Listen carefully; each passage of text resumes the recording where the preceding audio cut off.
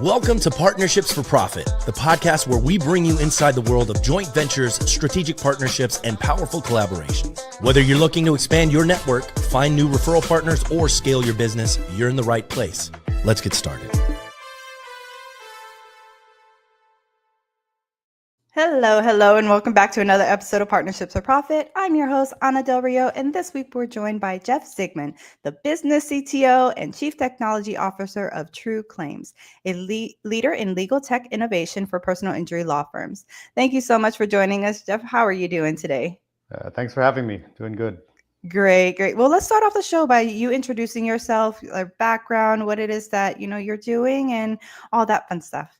Yeah, sure. So I've been in the tech startup realm for over a decade. I've been a CTO, Chief Technology Officer, for 12 years. I've led over, 300 softwares. I've built 17 solo. TRUEclaims is actually the hardest one I've built by far. It was not easy to get it right.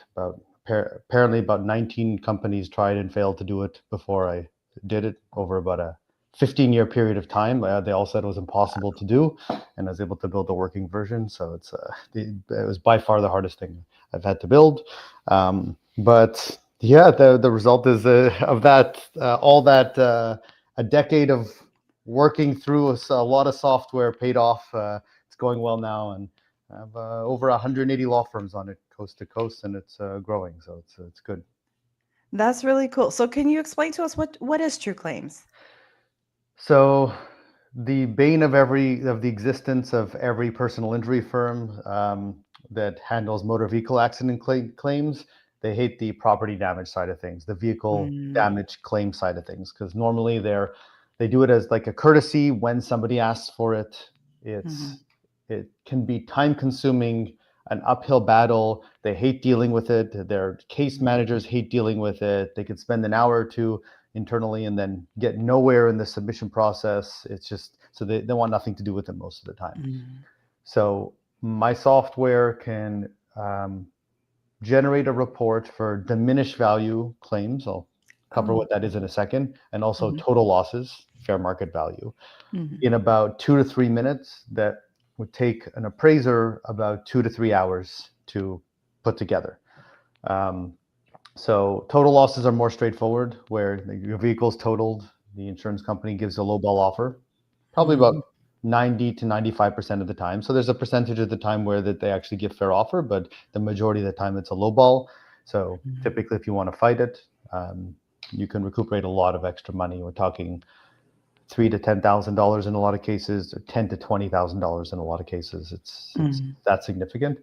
And then on the diminished value side, when the vehicle is damaged and repaired, even if it's not repaired back to perfect condition, it still has the Carfax on its record. Yep. So because of that, people won't buy it for the same price when you're trying to sell it. So the question is, how much has the value diminished by? That's diminished value.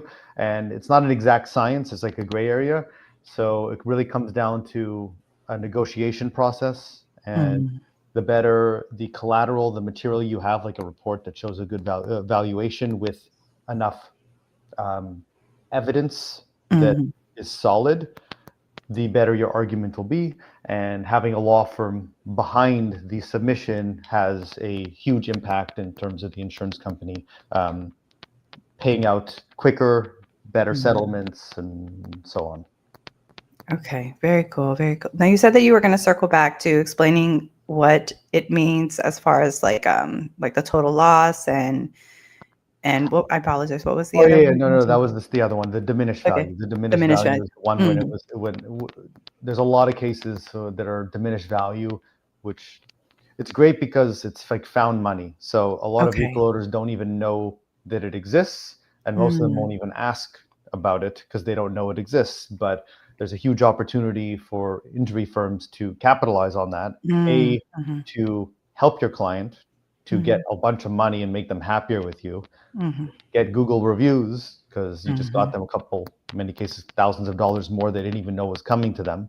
Right. It's a powerful marketing tool because you can market that you're the only one around who's happy to help with the property damage side. And while all Mhm. the other law firms around you are saying, we don't handle that, sorry. You're like, yeah, Mm. we're happy to help you with this. And then they can also profit off of it. They can most that are charge like 35 to 40% of it. So Oh, wow. compared to the bodily injury case where we're talking tens of thousands or hundreds of thousands of dollars, it's not as much here. Like you might net $1,000, $2,000 on each one, charging that rate. But if you're doing a high volume, then it's a lot of money that most firms are leaving on the table that they don't need to Mm. be. And I think that something that any business-minded law firm should be doing, because it's just, why not get more money for your client? Why not get more money for your firm, especially if Exactly. it's really quick? So Exactly. Well, and time is money too. So if this is saving them time and the stress, I mean, that gives them more opportunity to focus on other things that they can, right? yeah, what they do a lot of the time is their case managers will try to direct the client towards what to do in a fairly unfruitful way, just because if you don't have Mm. the tools needed for it to be effective, you're spending your time to try to appear useful or helpful. But if it's not actually achieving anything or practically speaking, then it ends up being a waste of time there, and it's annoying for the case managers. So this way Mm. is a way to flip the whole thing on its head, turn all this negative stuff into a whole bunch of positives. That we love that. We Yeah, love turning negatives into positives. yeah. So you built a $500,000 software solo in just 2 weeks, no AI. How did you Uh, pull that off? the So that's a separate thing from TRUEclaims. TRUEclaims was Oh, harder. okay. TRUEclaims was harder than that. So Okay. let me uh, It's okay. quantify the numbers so that anyone who's listening is not like, okay, that's bull. Uh-huh. Okay. Okay. So this was a few years ago. It was like an Amazon arbitrage system that finds items in Canada and tries to sell them find the ones that would be applicable in the US to sell for a markup. Mm. Okay, that Okay. was the idea. And the guy was working with there who had a business doing that manually, had people who were searching for the items, searching through like 200 of them a day, all day long. Okay. Uh-huh. So I'm like, well, if I build software that can do that, we'd be able to do it at scale, thousands a day, tens of thousands a day. There's a lot Okay. of profit Right. a lot of money that could be made in scaling it up there. So he told me he didn't want to pay for anything because his Mm. accountant said, don't pay for this. I know someone who tried to do this and failed, spent $500,000 and failed trying to do this and failed twice. Don't put any money into this. And then I was able to build a working version. It took me about 2 weeks to get to a working version there. Your question though of how before AI. So most people, when they think about building software, they think about coding. They think Mhm. software is about coding. And Mhm. that's like, let's say that I were to tell you, go build a building, skip the blueprint, just pay a construction worker, tell them what you want, tell them to go build a house for you and see how well it goes, right? It's the equivalent thing, right? So most Right. people, when they're thinking about software, they don't know that you need requirements gathered. They don't know that you Right. need proper, clear, detailed specifications. They don't know Mhm. that those specs have to be translated to a technical language, and then you need the user experience, and then you need Mhm. database. There's all these things that most non-tech people don't know are needed, but if you are missing them, then Mhm. everything tends to go bad. A lot of that AI is definitely helping, but it's missing a lot, especially with the requirements at the initial step. And the requirements are the hardest part of the whole process. And if you Mhm. don't nail those down, then it's like a ripple effect of things going wrong the whole way through the process. So if you get the requirements down and you create a blueprint that's clear and you know how to do it on the technical side, it's like tackling multiple dimensions without needing intermediaries and broken telephone along the way. So I don't know if that makes it clear, but that's the basic idea of how. I think I kind of get the gist of it. So I'm curious because after 17 MVPs and 300 plus launches, what's the most common mistake that you find that founders are making when they try to turn an idea into a product? They're trying to build before they talk to enough people beforehand For the to see user if experience? no, not for the user experience, to see if Okay. they should even build it.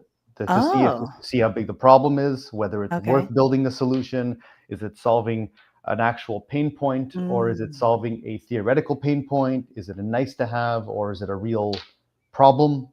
I heard the best way of kind of framing that I've heard is the vitamin painkiller antibiotic solution. So, Geez. like if you have a vitamin, then most people have vitamins and they just don't take them, right? So it's like, you should be taking it, but you don't take it. Painkiller is like Tylenol. Like you have a headache. Anytime I have a headache, I go take the Tylenol. I don't want it. Antibiotic is if you don't take it, you die. Simple as that, right? I don't think there's very few, if any, software tech solutions that are the antibiotic kind, where if you don't take it, you die. But the ones that are viable businesses, I would say, are the painkiller kinds. So a lot of people confuse. It's sometimes very easy to think you have a painkiller solution, and it's actually a vitamin solution. So you spend 6 to 12 months trying to build something, you release it, and you find out people don't care, and you can't even get them to use it or to try it. So that's a big one from the pre-development side of things. And then once development is kind of starting, it's gathering the right requirements, which nobody does right. So the ripple effects to the wrong release, and then you have multiple releases over months to try to get it right. Very cool. So legal tech is notoriously slow, like to innovate. Let's just be honest. So how is TRUEclaims breaking that pattern for like personal injury firms? I'm lucky in a way with the just because of the nature of the problem that my software solves, because it's not the kind of thing where you need months to see it work. I don't know if I'm answering the right question, but I'll answer that, and then if I misunderstood your question, you can. So it takes 2 minutes to see it working and to see the output, and then you can send it off, and then you're like, oh, that's easy. Okay. Some tech you could have to spend a month, 2 months, 3 months, 6 months in order to actually see it working and how it affects you. So in that respect, I'm very lucky to have kind of stumbled on something that is solves a problem and is very quick to see the result. Okay, very cool. So I'm curious now because everybody has a story that they, remember as far as like their product or their, how they help people. What is that story for you? Like, tell us a story about somebody that you've helped using, with your product. With TRUEclaims, well, the thing is, I don't know the individual stories. So the reason being that I have law firms that are using it who are helping their clients get money, and their clients are telling them how happy they are, but I don't have direct interaction with the vehicle owners who are on the receiving end. So it's so I don't directly have the answer to that. So have you ever had like a law firm, come to you and say, no, I mean, your TRUEclaims has just really helped me, get through this process more efficiently. So something like that. Yeah, a bunch of those. I have cases where they were getting pushback from the insurance company on a diminished value request. The insurance offered like $656.